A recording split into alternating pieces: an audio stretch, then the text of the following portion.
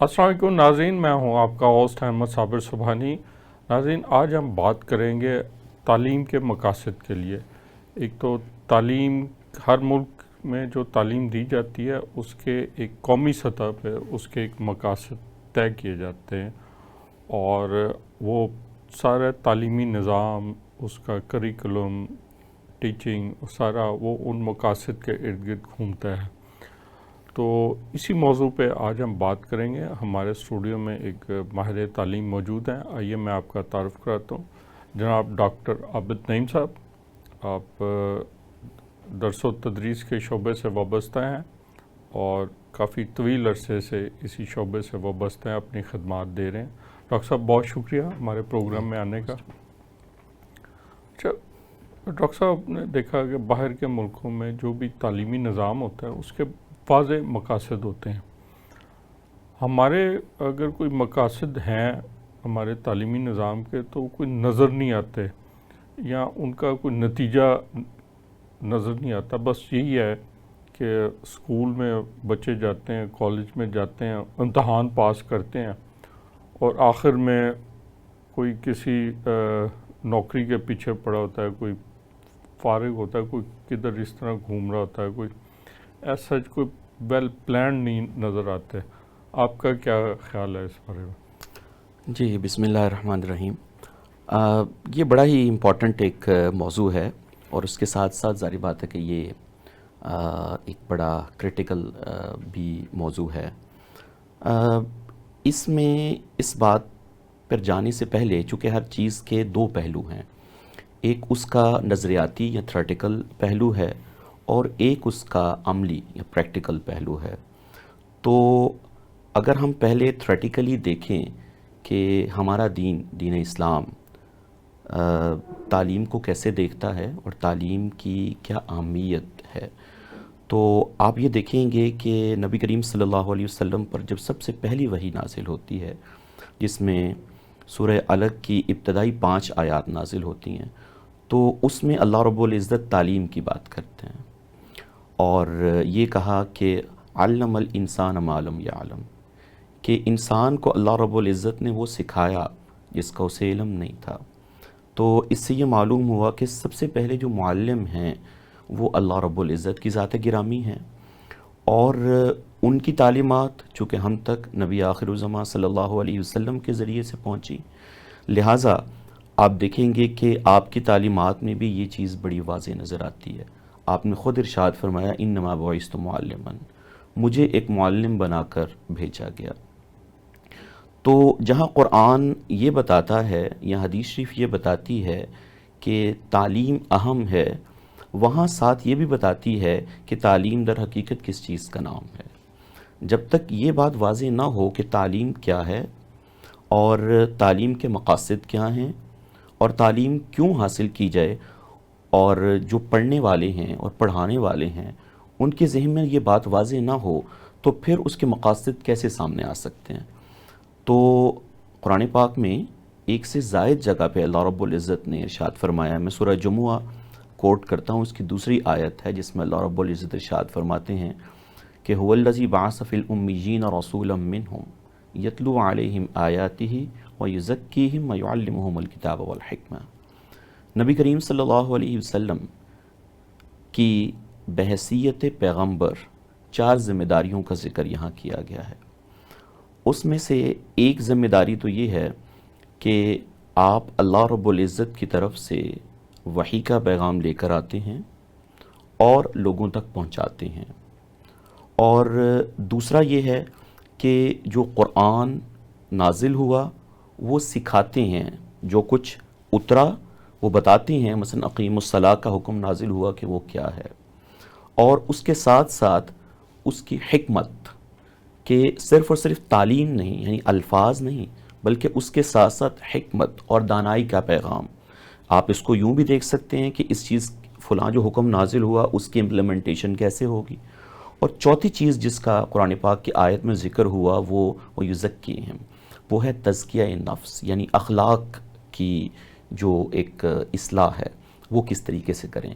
तो अब देखिए कि अल्लाह रब्बुल इज़्ज़त से बढ़ के तो कोई मामलात को जानने वाले नहीं हैं, और उनके नबी से बढ़ के کوئی اس کائنات میں ان اشیاء کو امپلیمنٹ کرنے والے اور سمجھنے والے نہیں ہیں.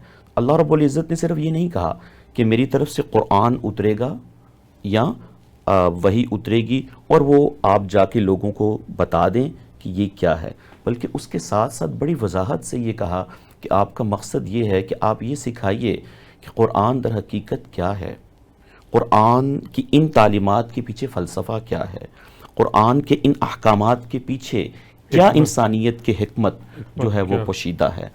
تو میں یہ سمجھتا ہوں جو آپ نے سوال کیا یقیناً بہت اہم ہے، اور صرف یہ لوکل لیول پہ نہیں، ایک یونیورسل لیول پہ ہم دیکھیں تو مجھے ایسا محسوس ہوتا ہے کہ ہمارے تعلیمی نظام میں جو تعلیم ہے اس کا تعلق صرف اور صرف کچھ کنٹینٹ، کچھ کتابیں اور کچھ الفاظ رٹا دینے تک محدود ہو گیا، اور یہ پرسپیکٹو غالباً استاد کے ذہن میں بھی واضح نہیں ہے.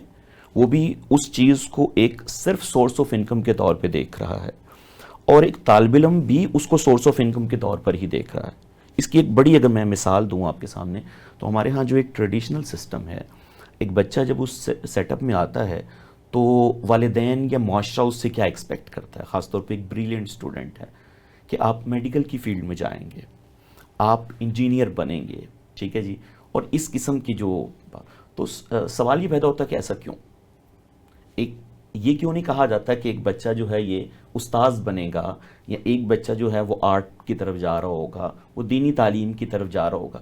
کیونکہ اس کو ہم دنیاوی نقطہ نظر سے دیکھ رہے ہیں کہ اگر وہ ایک MBBS ڈاکٹر ہوگا تو وہ پیسہ اچھا کما سکے گا، معاشرے میں اس کی ایک ریپیوٹ ہوگی، معاشرے میں اس کا ایک نام ہوگا، اور انجینئر ہوگا یا اس سے متعلقہ جو بزنس پرسن ہوگا تو وہ یہ زیادہ بہتر کمانے والا ہوگا. تو چونکہ ہم نے وہ جو ہمارے دین حنیف نے جو ہمیں ایک حکمت اور سب کچھ دیا تھا اس کو ہم نے ایک طرف رکھ دیا، اور تعلیم صرف چند الفاظ تک محدود ہو گئی. لہٰذا یہ بات بڑی واضح ہے کہ تعلیم کے ساتھ تعلیم وہ جو ہم کمیونیکیٹ کر رہے ہیں اپنے بچوں کو، جو ہم سکھا رہے ہیں، ظاہر بات ہے وہی چیز ہم ان میں دیکھ پائیں گے. تو ایک اوور آل میرا خیال ہے تبدیلی کی ضرورت ہوگی. ڈاکٹر صاحب نے بجائے اشارہ فرمایا، ہمارے ہاں ایک اور بھی پرابلم نظر آتی ہے کہ یہاں پہ مختلف قسم کے اسکول ہیں، نجی تعلیمی ادارے ہیں، سرکاری تعلیمی ادارے ہیں، پھر نجی تعلیمی اداروں کی علیحدہ کیٹیگریز ہیں. عام ہیں جو محلہ لیول پہ ہیں، اچھے لیول کے، ایک بہت ہی ایلیٹ کلاس کے جن کی بڑی بھاری فیس ہیں، اس کے ساتھ مدرسہ ایجوکیشن ہے. تو ہم نے دیکھا ہے کہ جو بڑے نجی ادارے جن کی چینز ہیں وہ اپنی تعلیمی پالیسی خود ہی چلاتے ہیں. ایون کہ گورنمنٹ کی جو تعلیمی پالیسی ہے، ان کے رول، ان کی بھی وہ پرواہ نہیں کرتے. اس طرح اگر ایک معاشرے میں، ایک ملک میں بے شمار قسم کی تعلیمی پالیسیز، نظام، سسٹم چل رہے ہوں گے تو وہ معاشرے کی کیا شکل نکلے گی؟ کیا ایسا درست ہے یا ان کو سارا ایک سسٹم کے اندر لانا چاہیے؟ یقیناً یہ بڑا ایک اہم پہلو ہے جس کی طرف آپ نے اشارہ کیا.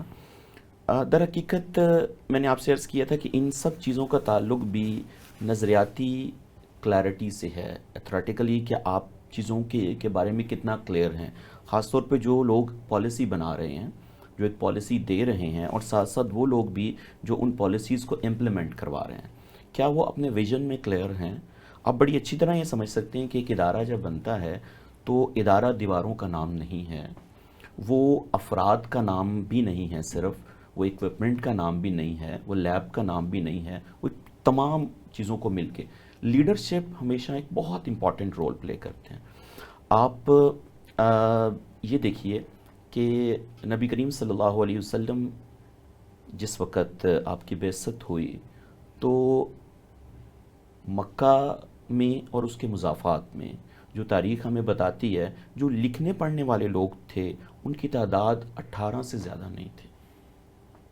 اور اب آپ یہ دیکھیے کہ نبی کریم صلی اللہ علیہ وسلم کا وصال ہوتا ہے، اور یہ 23 سال کا عرصہ آپ تقریباً اگر لگا لیتے ہیں تو خطبہ حجۃ الوداع اور اس کے بعد نبی کریم صلی اللہ علیہ وسلم 1 لاکھ سے زیادہ حفاظ کرام چھوڑ کے جاتے ہیں، اور آپ دیکھیں کہ وہ پڑھنا بھی جانتے ہیں اور لکھنا بھی جانتے ہیں.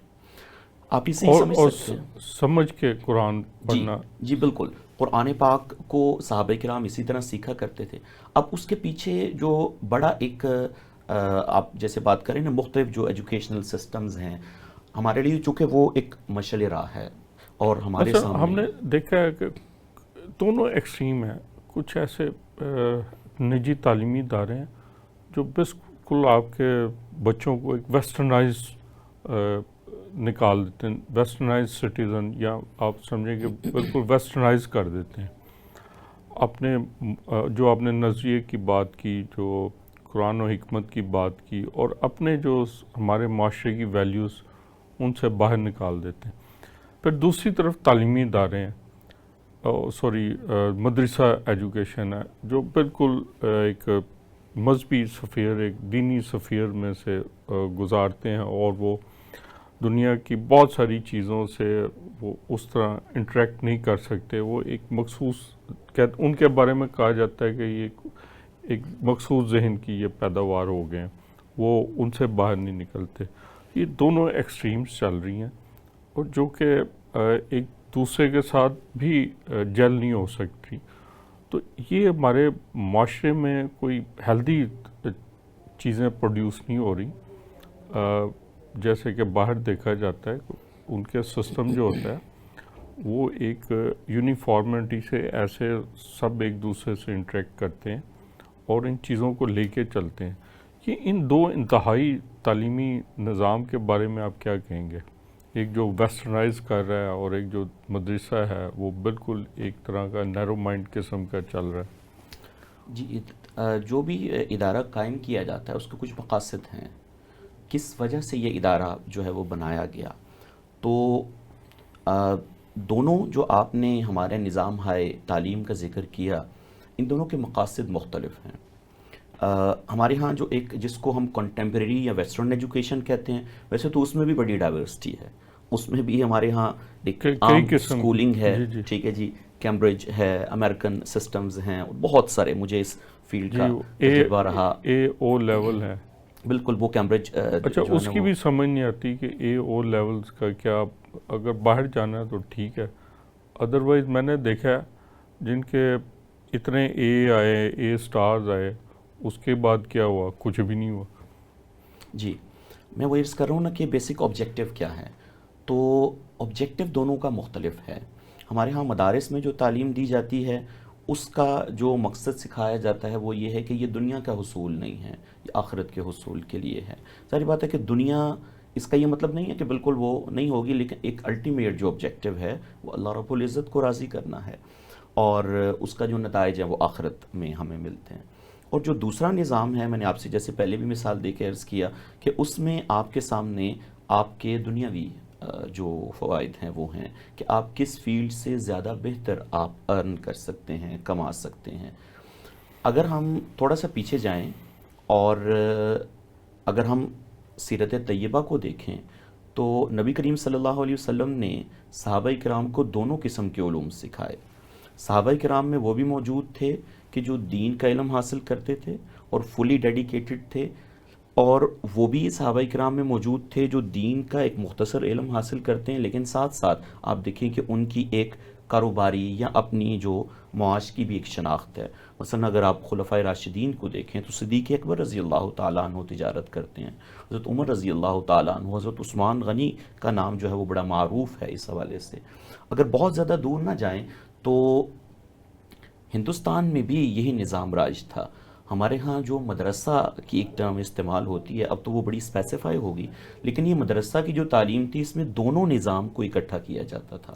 جی اور جی, اس کے وہ تو بڑے بڑے عالم قسم کی جی شخصیات اس دور بالکل میں, ہیں, بڑی بڑی قابل عالم فاضل شخصیات ان بالکل سسٹم اس میں سے سے پیدا ہوئی. پیدا ہوئیں. ڈاکٹر صاحب نے پاکستان بننے سے پہلے کی بات کی, تو ہم چلتے ہیں سر سید احمد خان کی طرف.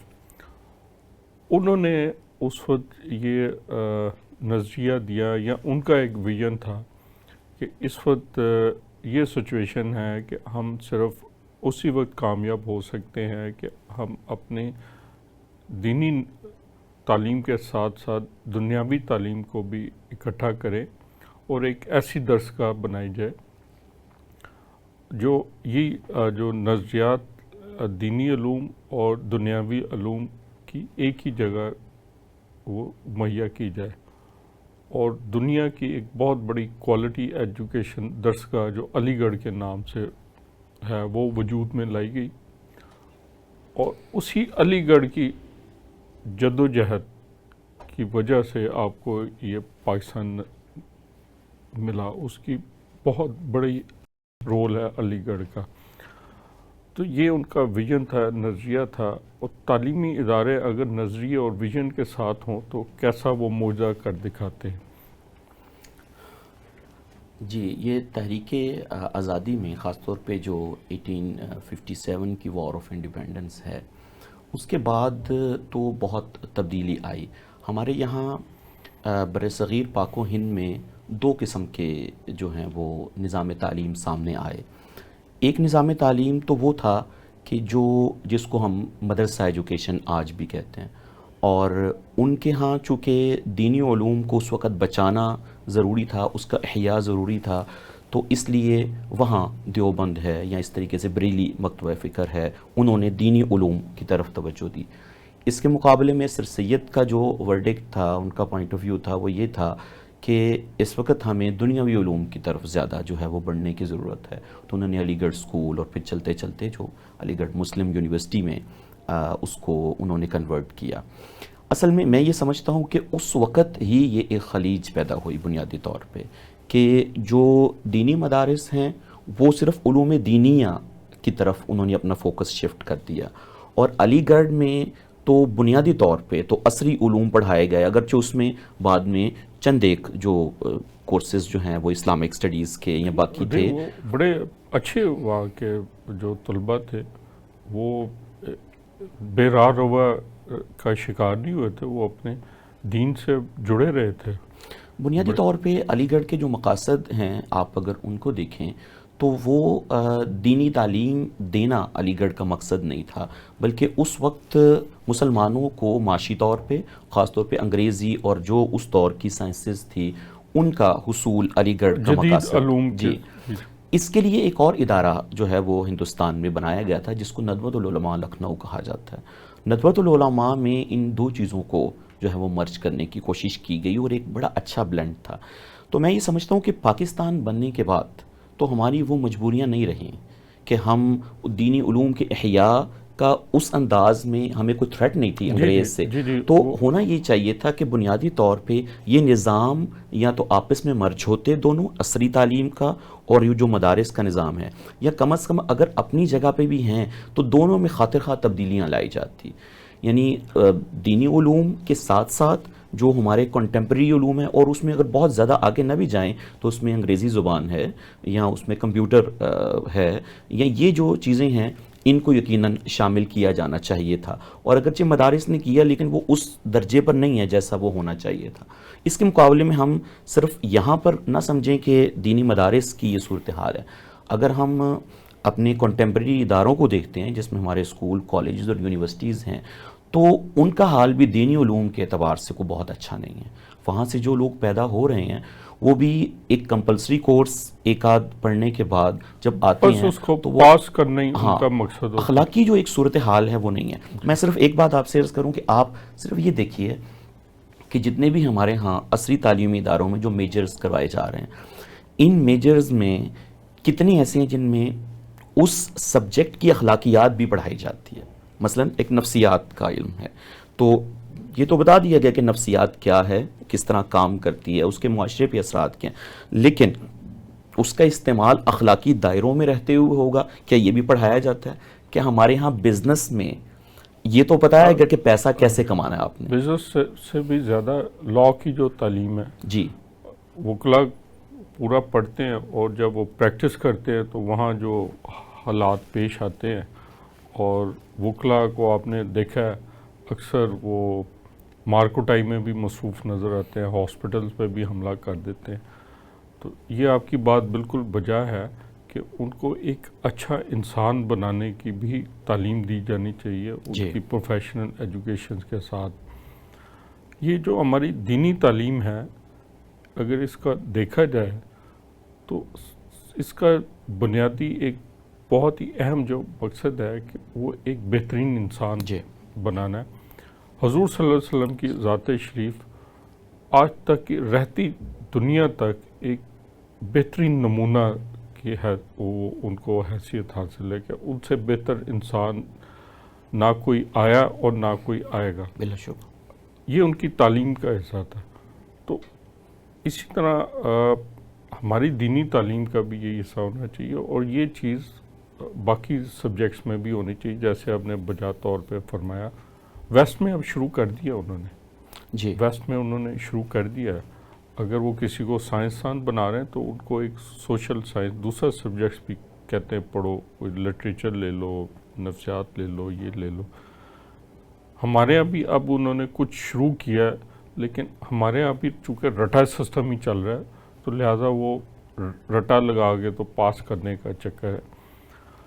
تو ڈاکٹر صاحب بات وہیں آ گئی جہاں سے چلی تھی کہ ہمارے مقاصد کیا ہے۔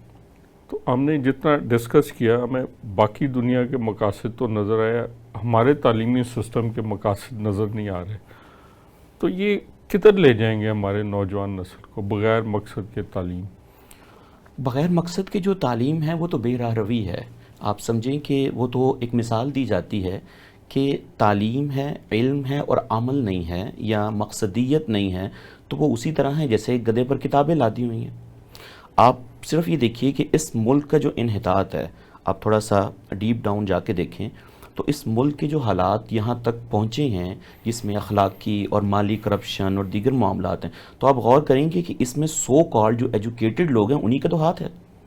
ایک جی عام آدمی کیا کرپشن کرے گا؟ جی، وہی تو ملک چلاتے ہیں جی، پڑھے جو لکھے، ملک چلا رہے ہیں، ٹھیک ہے جی، جو جن کے ہاتھ میں جو زمام جو اقتدار ہے، آپ کی ایلیٹ کہتے ہیں، بیوروکریسی جسے کہتے ہیں، جو اصل میں جو رولر ہے، رول کر رہی ہوتی ہے، وہ سارے پڑھے لکھے ہیں، اور کہتے ہیں ٹاپ کلاس وہ ریزلٹس لیتے ہیں، اور وہی بڑا غرق کر رہے ہوتے ہیں ہر چیز کا۔ میں تو اپنی جو تدریسی میرا تجربہ ہے اور زندگی کا جو تجربہ ہے، میں اس سے اس نتیجے پر پہنچا ہوں کہ اخلاقیات کو دین سے جدا نہیں کیا جا سکتا۔ کیونکہ دیکھیے کہ قانون کتنا بھی سخت ہو، قانون ایک انسان کو صرف اس وقت وہ مجبور کر سکتا ہے کہ آپ احترام کریں قانون کا، یا اگر یہاں میں مزید اس بات کی وضاحت کروں تو ایک قانون کا خوف ہے اور ایک قانون کا احترام ہے۔ میں گاڑی چلا رہا ہوں تو مجھے قانون کا خوف ہے کہ اگر سگنل ریڈ ہے اور میں سگنل بریک کر رہا ہوں تو مجھے اس کے اوپر ایک پینلٹی پے کرنا پڑے گی، یہ قانون کا خوف ہے۔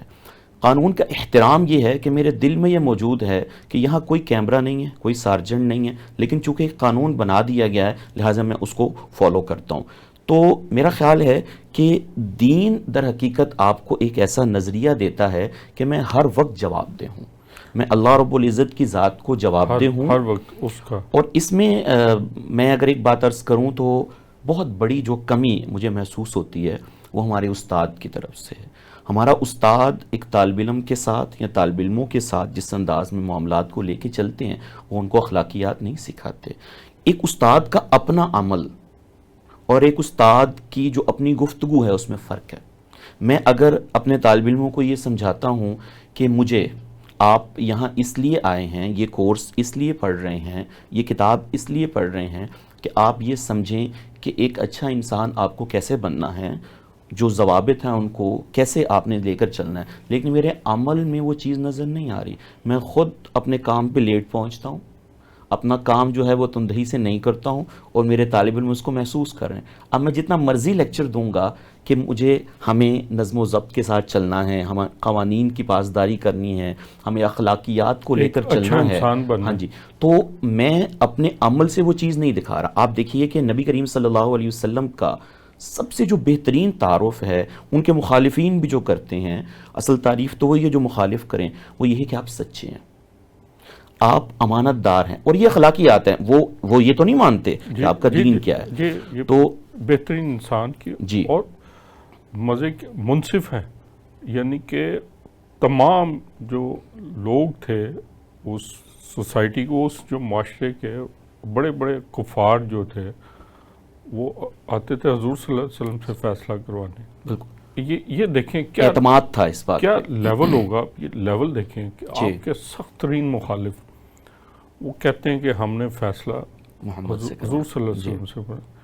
یہ کیا ہے. اور آج کل ہم دیکھ رہے ہیں جو ہمارے ہاں انصاف کا معیار ہے وہ کس طرف چل رہا ہے. خیر اس پہ ہم زیادہ بات نہیں کر سکتے. ہم دوبارہ تعلیمی سسٹم پہ آتے ہیں. جو آپ بات کر رہے تھے معلم کی, استاد کی, استاد جو نہ صرف آپ میں نالج ٹرانسفر کرتا ہے, وہ اعلیٰ اخلاقی معیار بھی اس کلاس کا جس کو وہ پڑھا رہا ہے, جن اسٹوڈنٹس کا, اس کی سطح بھی وہ کتنی بلند کرتا ہے. اس پہ بھی جانچنا چاہیے. آپ کیا کہیں گے کہ صرف نمبروں کے حوالے سے جانچنا چاہیے کہ کلاس کی تربیت اخلاقی لحاظ کو بھی کے لحاظ سے بھی دیکھنا چاہیے کہ اس نے کیا کنٹریبیوٹ کیا؟ اگر ایک استاد تبدیلی لانے کی کوشش کرے تو جتنی بڑی تبدیلی استاد لا سکتا ہے وہ کوئی کتاب یا کریکولم نہیں لا سکتا. جی. کیونکہ کتاب اور کریکولم جاندار چیزیں نہیں ہوتی ہیں. کتاب میں کوئی کمی ہے, کریکولم میں کوئی کمی ہے, تو اس کمی کو استاد پورا کر سکتا ہے. لیکن اگر استاد کی شخصیت میں کوئی کمی ہے تو کریکولم یا کتاب اس کو پورا نہیں کر سکتی ہے. اس لیے یہ آپ بہت زبردست بات کی ہے. جی. اس کو سمجھنا چاہیے ہمیں. جی. آپ یہ دیکھیے کہ آپ کو اپنے اساتذہ میں سے کتنے اساتذہ جو ہیں اگر بچپن میں یاد کریں کہ آپ اسکول میں تھے تو آپ کو یاد آتے ہیں, اور وہ یاد آتے ہیں تو کن وجہ سے یاد آتے ہیں. میں پلٹ کے دیکھتا ہوں تو مجھے اپنے اساتذہ میں سے وہ اساتذہ یاد آتے ہیں جنہوں نے والدانہ یا ایک پدرانہ شفقت سے کام لیا, ایک والدہ کی طرح آپ کو ٹریٹ کیا, ایک والد کی طرح آپ کو ٹریٹ کیا, اور آپ کو اچھے برے کا فرق بتایا کہ بیٹا صرف یہ نہیں کہا کہ جھوٹ نہیں بولنا, آپ کی یا لائف سچ میں بولنا ہے. کنٹریبیوٹ کیا کچھ. جی بہت. آپ میں اچھا وہ ساتھ ساتھ نظر آتے ہیں جن کا آپ کی لائف میں کوئی نہ کوئی امپیکٹ پڑتا ہے, وہ بڑے نظر آتے ہیں, ان سے بڑی محبت اور انسیت پیدا ہوتی ہے ان کے اس کردار کی وجہ سے. اس لیے کیونکہ کہا جاتا ہے نا کہ جو انسان کے الفاظ ہوتے ہیں وہ صرف جسم کی طرح ہیں, اور جسم کے ساتھ اگر روح نہ ہو تو وہ بے جان ہوتا ہے, وہ مردہ ہوتا ہے. تو انسان کے الفاظ کے پیچھے جو تاثیر ہے, روح ہے, وہ عمل سے پیدا ہوتی ہے در حقیقت. اور کہا جاتا ہے نا کہ ایک بزرگ تھے تو ان کے پاس ایک خاتون آتی ہیں اور ان کو یہ کہتی ہیں کہ آپ اللہ والے ہیں, نیک آدمی ہیں, سمجھدار ہیں, آپ میرے بچے کو سمجھائیں کہ یہ میٹھا بہت استعمال کرتا ہے تو اس کو آپ منع کریں. تو وہ کہنے لگے اچھا آپ اس کو 3-4 دن بعد لے کے آئیے. بہرحال وہ چلی گئی خاتون, 3-4 دن بعد لائی تو انہوں نے کہا کہ بیٹا میٹھا آپ ایک حد میں رہتے ہوئے استعمال کریں, نقصان دہ ہے آپ کے لیے. اب سوال پیدا ہوا اور سوال کیا گیا آپ سے کہ یہی بات تو آپ اس وقت بھی کہہ سکتے تھے. تو وہ کہنے لگے کہ اس وقت میں خود بھی میٹھا زیادہ استعمال کرتا تھا, میں نے سوچا کہ اگر میں اس بچے کو سمجھاؤں گا تو میری بات میں کیا اثر ہوگا, تو میں نے خود بھی اس بات کو ریئلائز کیا اور اس میٹھا کھانے کی عادت کو کم کیا, اور اپنی عادت کو تبدیل کرنے کے بعد میں نے بات کہی تو اس کا اثر نظر آتا ہے. تو آپ دیکھیں کہ روح الفاظ میں تب پیدا ہوتی ہے کہ جب آپ اس کے ساتھ عمل کی جو تاثیر ہے اس کو شامل کرتے ہیں. آپ بہت دفعہ محسوس کرتے ہوں گے کہ ایک عام سی بات ہے, آپ بہت دفعہ سنتے ہیں, آپ کو کہا جاتا ہے کہ سچ بولیں, جھوٹ نہ بولیں, لوگوں کے ساتھ اچھی اخلاق سے پیش آئیں, حقوق اللہ, حقوق العباد کا دھیان رکھیں. لیکن بعض اوقات خدا کا کوئی ایک ایسا نیک بندہ جس کے اپنے عمل میں وہ بات ہے, وہی بات جب آپ کہتے ہیں تو وہ آپ کے دل میں یوں اتر جاتی ہے کہ آپ کو آپ کہتے ہیں یہ دل کی دنیا تبدیل ہو گئی. جی بالکل تبدیل ہوتی ہے. ناظرین بہت دلچسپ اور بڑی انفارمیٹیو گفتگو ہو رہی تھی, لیکن ہمارے پروگرام کا وقت ختم ہو گیا. آپ یقیناً ان باتوں پہ غور کیجیے گا. ملتے ہیں اگلے پروگرام میں, اس وقت تک کے لیے اجازت دیجیے. خدا حافظ.